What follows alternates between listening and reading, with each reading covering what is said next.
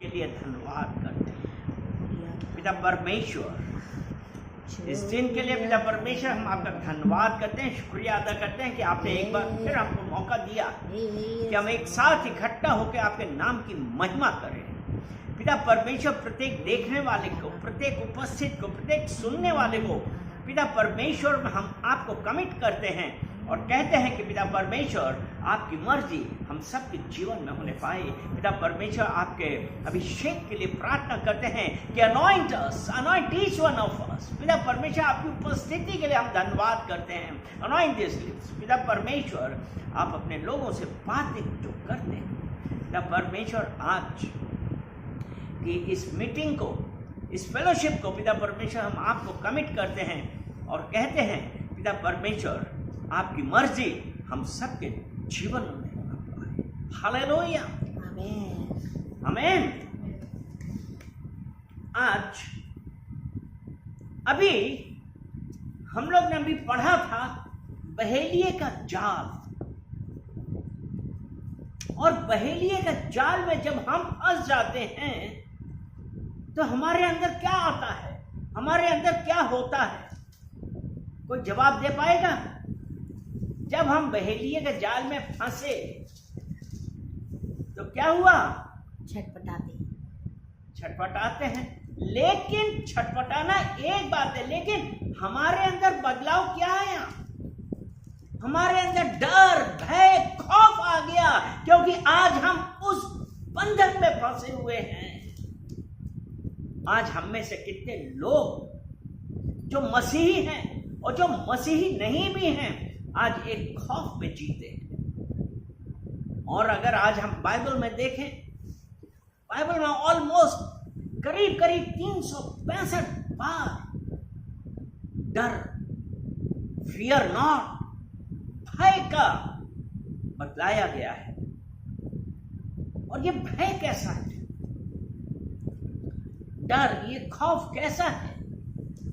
और आपको पता होना चाहिए कि ये जो डर है, ये खौफ है, ये इज रियल, सच में होता है।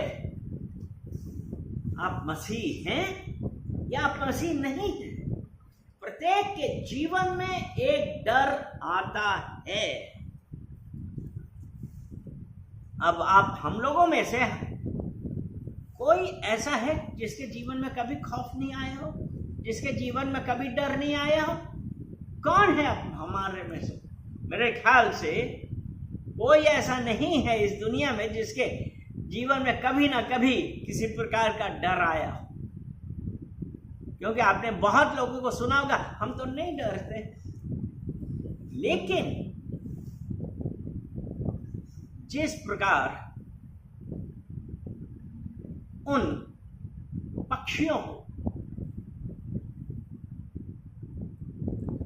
जाल नहीं दिखता है और वो उसमें फंस जाते हैं, उसी प्रकार आज हमारे जीवन में ऐसी परिस्थितियां आती हैं कि जब हम उसके अंदर फंस जाते हैं, फड़फड़ाते हैं, हमारे अंदर एक भय उत्पन्न होने लगता है कि हम क्या करें। और वो जो भय है वो कैसा है? हमारे विचारों से भी, हम कोई भी बात होती है हम सोचने लगते हैं। आज अगर हम रियल लाइफ में देखें, आज हम में से कितने लोग हैं जो छिपकलियों से डरते हैं? कितने लोग हैं जो कॉकरोच से डरते हैं? कितने लोग हैं जो सांपों से डरते हैं?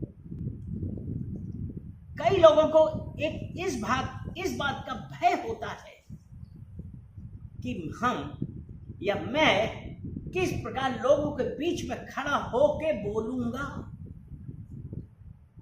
और जो टीचर्स हैं उन्होंने देखा होगा ना कि जब उन बच्चों को बोलते हैं कि भाई आज तुम आके स्टेज पे बोलोगे, तो कितने बच्चे हैं कॉन्फिडेंटली, कितने लोग बोल पाते? नहीं। अगर आप किसी बड़े से भी कहें कि भाई आज आके तुम्हें एक स्पीच देनी है, अरे नहीं मैं नहीं कर सकता हूं। क्यों? एक अंदरूनी भय आ जाता है, वो हमारे अंदर का कॉन्फिडेंस खत्म हो जाता है। दूसरा, हमारे अंदर किस बात का भय होता है? हमारे अंदर इस बात का भय होता है कि मैं बोलूंगा, ये मैं काम करूंगा, लोग मुझे जांचेंगे, दे विल जज मी। वो हमारे अंदर इट इंस्टिल्स फियर इन अस, ये हमारे अंदर भय उत्पन्न करता है। भय, खौफ सबके अंदर होता है। और एक आपको और बात बतलाएं, ठीक है हम काम करते हैं, हमें एक उसमें भी भय होता है कभी ठीक हो रहा है कि नहीं हो रहा है। जब कोई टीचर या कोई नई जगह वो आता है ना, तो हर वक्त एक खौफ रहता है कि पता नहीं हम काम कर रहे हैं। और जो एक और मजे की बात हम आपको बतलाएं कि एक ये भय होता है, दूसरा भय कौन सा होता है, दूसरा खौफ कौन सा होता है, आपका प्रमोशन हुआ और एक ऐसे डिपार्टमेंट में हुआ, अब आपको यही डर है कि अरे अब मेरा तो प्रमोशन हो गया, पता नहीं मैं इस काबिल हूं कि नहीं, मैं ये काम कर पाऊंगा कि नहीं कर पाऊंगा। आज कितने लोगों में ये भय आता है, कितने लोगों में ये खौफ होता है। आज हम अपने आप से पूछें कि मुझे किससे डर लगता है, मैं क्यों डरता हूँ, मैं क्यों डरता हूं या मैं क्यों डरती हूं। एक ऐसा क्वेश्चन है कि ये जो खौफ पैदा होता है, लेकिन आपको एक चीज पता है, इस डर की वजह से हमारे अंदर बहुत सारे बदलाव आते हैं।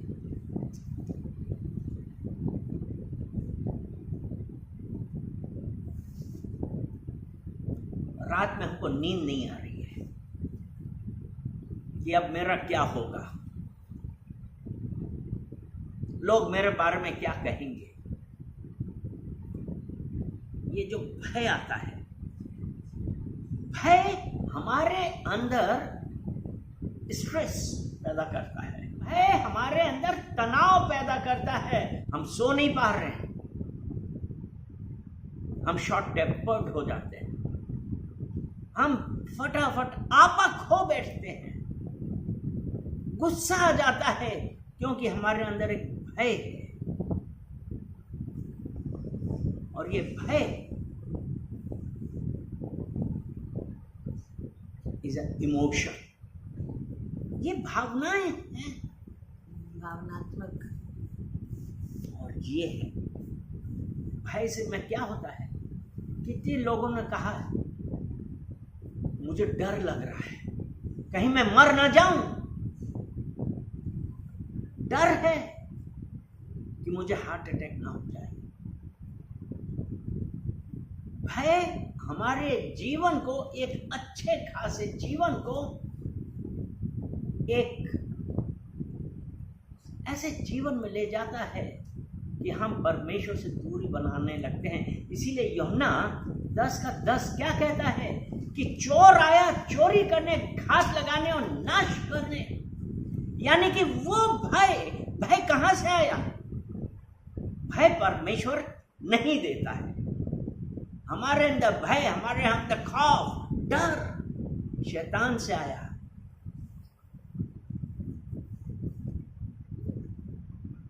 जो वो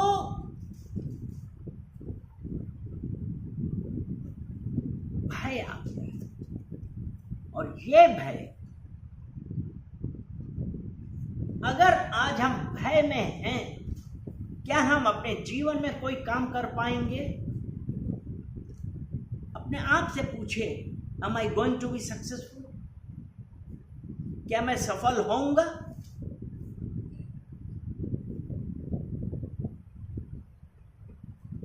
वो परमेश्वर आज हमसे क्या कह रहा है? क्योंकि ये भय के कॉन्सिक्वेंसेस हैं, स्ट्रेस है, तनाव है, पैनिक हो जाते हैं, और ये घबराहट हमारे जीवन में एक शून्य पैदा करती है। तो आज हमारे लिए ये जरूरी है कि हम जाने कि हमारा जीवन कैसा है। भय किसने दिया?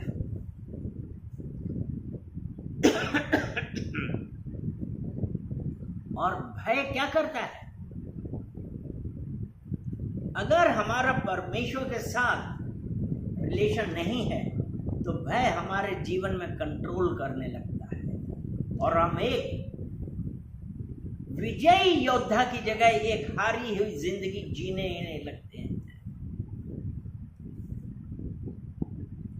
और लेकिन there is a good news, लेकिन एक बहुत अच्छी बात,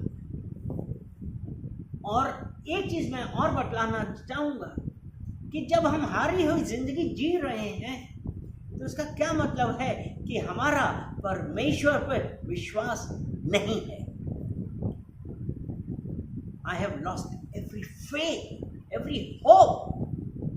मैंने अपनी आशा, अपना विश्वास खो दिया है, इसलिए वो भय हमारे अंदर आया है। अगर मरकुस 4 उसका 37 से लेकर 40 तक पढ़ें, मरकुस 4 37 से लेकर 40 तक पढ़ें,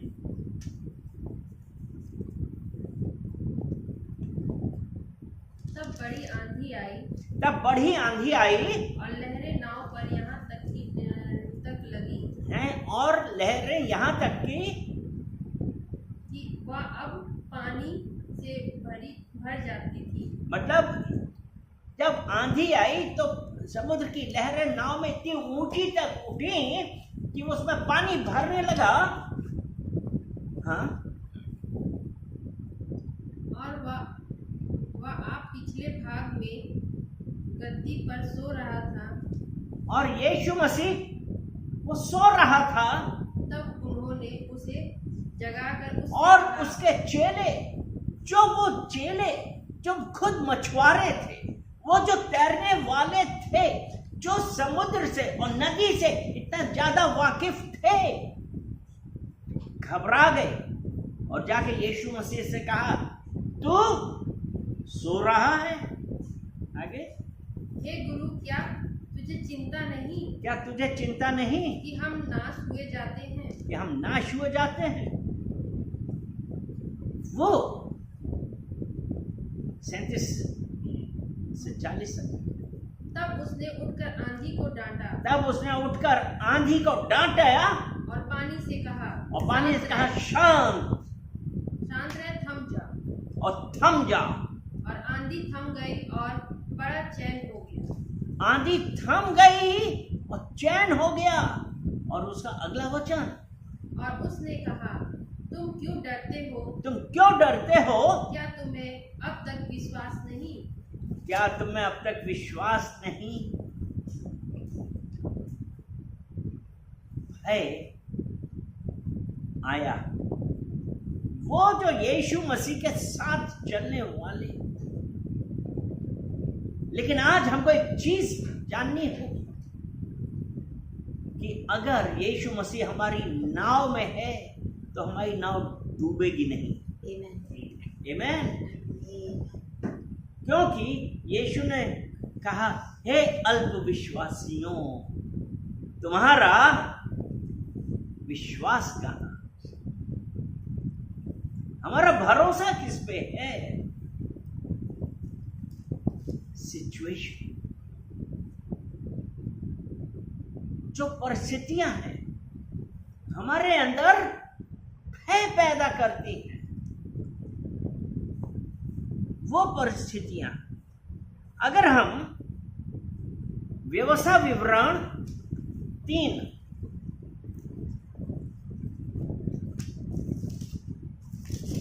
और उसका 22 देखेंगे, उनसे ना डरना।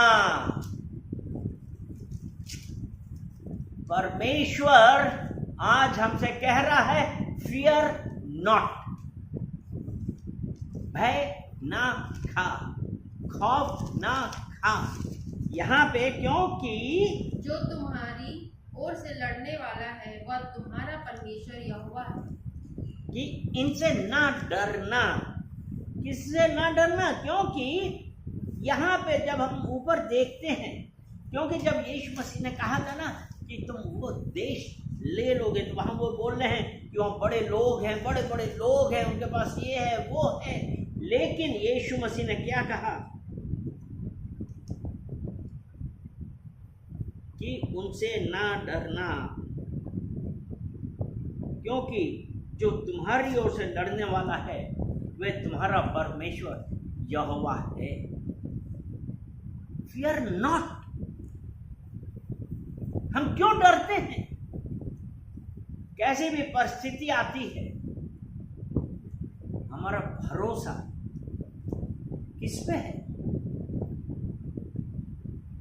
आज अपने आप से पूछें, आज समय है कि आज हम अपने आप से पूछें कि हमारा भरोसा कहाँ है।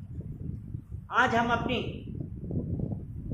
कमियों को, उस जाल को, अपनी प्रॉब्लम्स को देख रहे हैं कि हम ये देख रहे हैं कि हमारा परमेश्वर यहोवा मेरी हर प्रॉब्लम से बड़ा है। क्योंकि इसीलिए रोमियो 12 उसका 2 वचन क्या कहता है? पृथ्वी पर की नहीं परंतु नहीं 12 का 2, ये तो 12 का 2 रोमन्स,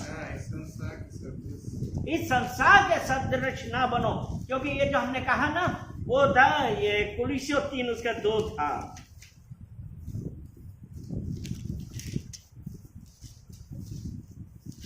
क्योंकि कुलिस्सियों 3 उसका 2 में तो यही था ना कि पृथ्वी पर की नहीं परंतु स्वर्गीय वस्तुओं पर ध्यान लगाओ।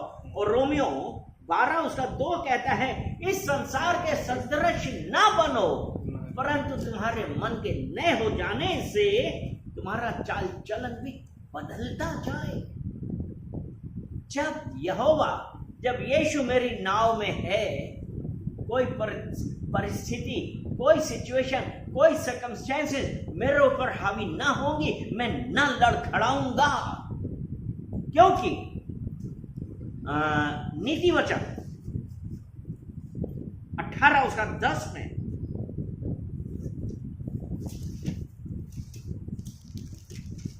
यहोवा का नाम दृढ़ गढ़ है और धर्मी उसमें भाग सब दुर्घटनाओं से बचता है।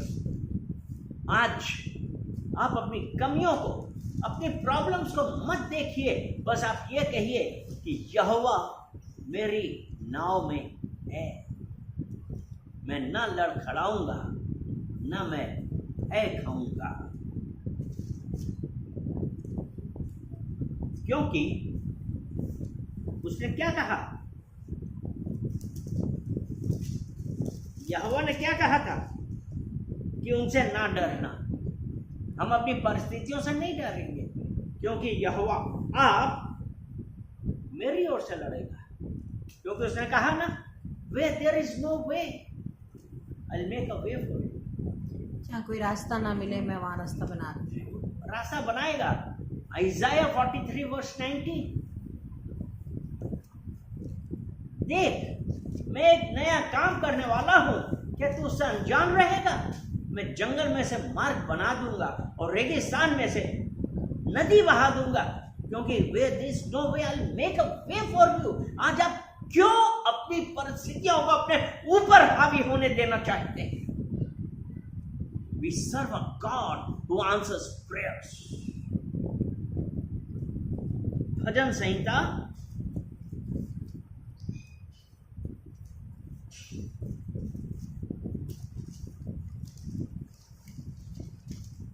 94, जबूर 94 उसका 9, भजन संहिता 94:9। जिसने कान दिया क्या वह आप नहीं सुनता? क्या वो आप नहीं सुनता? जिसने आंख रची क्या वह आप नहीं देखता? क्या वो आप नहीं देखता?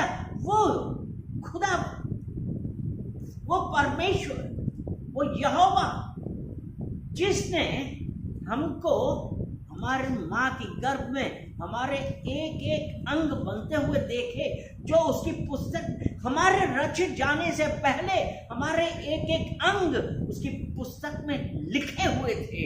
तो जिसने कान दिए हैं वो हमारी क्या नहीं सुनेगा? जिसने आंखें दी हैं वो आज क्या हमारी परिस्थितियां नहीं देखता? हमारा भरोसा कहाँ है? जरूरत इस बात की है कि आज हम ये कहें कि यहोवा, मुझे पता है कि मेरा समय आने वाला है। यिर्मयाह 33 उसका 3।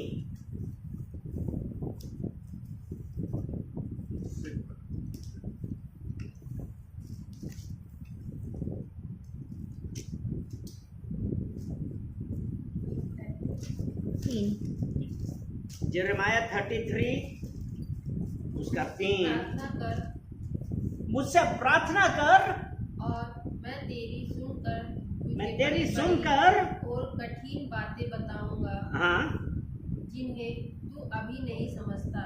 वो कहता है मुझसे प्रार्थना कर। जिसने कान दिए हैं वो क्या नहीं सुनेगा?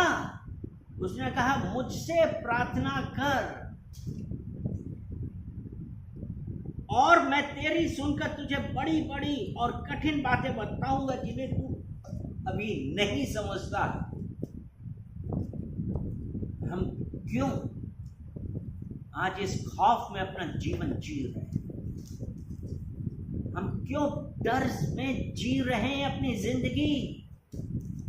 वो कहता है मुझसे प्रार्थना कर। आज आप क्या प्रार्थना करने के लिए तैयार हैं कि आज आप अपनी परिस्थितियों के ऊपर निर्भर हैं? खौफ की जिंदगी हमें कहीं का नहीं रहने देगी, क्योंकि परमेश्वर का वचन यशायाह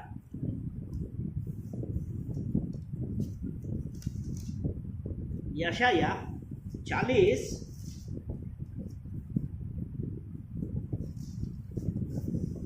और उसका 31 वचन, परंतु जो यहोवा की बाट जोहते हैं वे नया बल प्राप्त करते जाएंगे।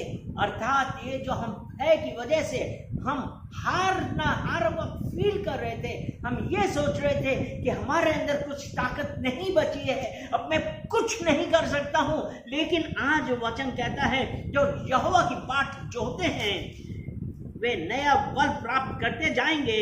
वो उकाबों के समान उड़ेंगे, वे दौड़ेंगे और श्रमित ना होंगे, चलेंगे और थकित ना होंगे। आज वो परमेश्वर हमको ताकत देने वाला है। और एक वचन मैं और बताता हूं, यह है यशायाह 41 उसका 10। मत डर क्योंकि मैं तेरे संग हूं। यहोवा क्या कह रहा है? मत डर क्योंकि मैं तेरे संग हूं। इधर उधर मत ताक क्योंकि मैं तेरा परमेश्वर हूं। मैं तुझे दृढ़ करूंगा और तेरी सहायता करूंगा और अपने धर्म में दाहिने हाथ से मैं तुझे संभाले रखूंगा। आज यहोवा आपको और मुझको संभाले हुए हैं। हमारी जरूरत इस बात की है हम उसको भरोसा करें, हम एतबार करें और हमको ये पता है कि आज हम जब प्रार्थना कर रहे हैं वो हमारी सुन रहा है और वो हमको जवाब देगा। इसीलिए जब उसने कहा कि मैं तुझे बड़ी बड़ी बातें बताऊंगा जिन्हें तू अभी नहीं समझता। आज हम क्या सोच रहे हैं?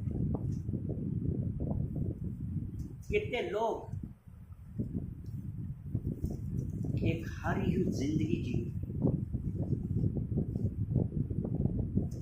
कहते हैं हम मसीही, लेकिन हारी हुई जिंदगी जी रहे हैं क्योंकि वो अपने विश्वास कमजोर, अपनी परिस्थितियों को अपने परमेश्वर से ऊंचा रखा।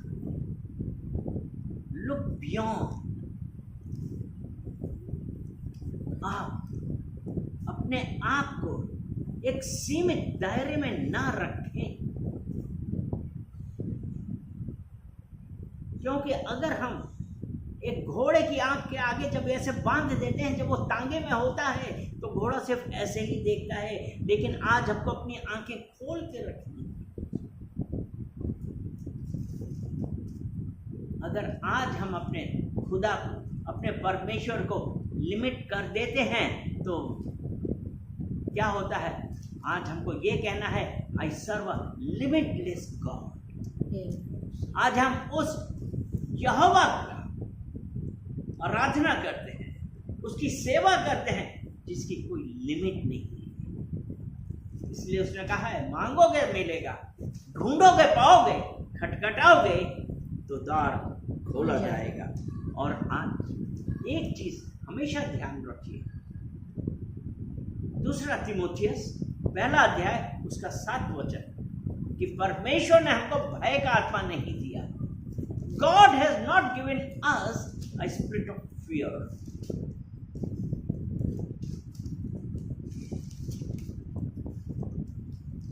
तो ये कहा ना कि परमेश्वर ने हमको भय की आत्मा नहीं दी है, क्योंकि परमेश्वर ने हमें भय की नहीं पर सामर्थ और प्रेम और संयम की आत्मा दी है। हालेलुया।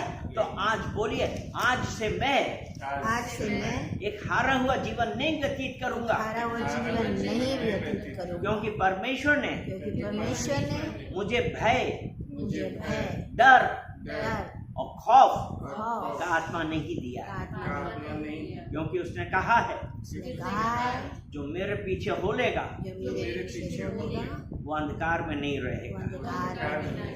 मैं शुक्रिया अदा करता हूँ, मैं धन्यवाद देता हूँ कि मेरे परमेश्वर ने मेरे जीवन में उजियारा कर दिया है। धन्यवाद पिता, धन्यवाद यीशु मसीह के नाम। यीशु मसीह। आमीन, आमीन, आमीन। हालेलुया।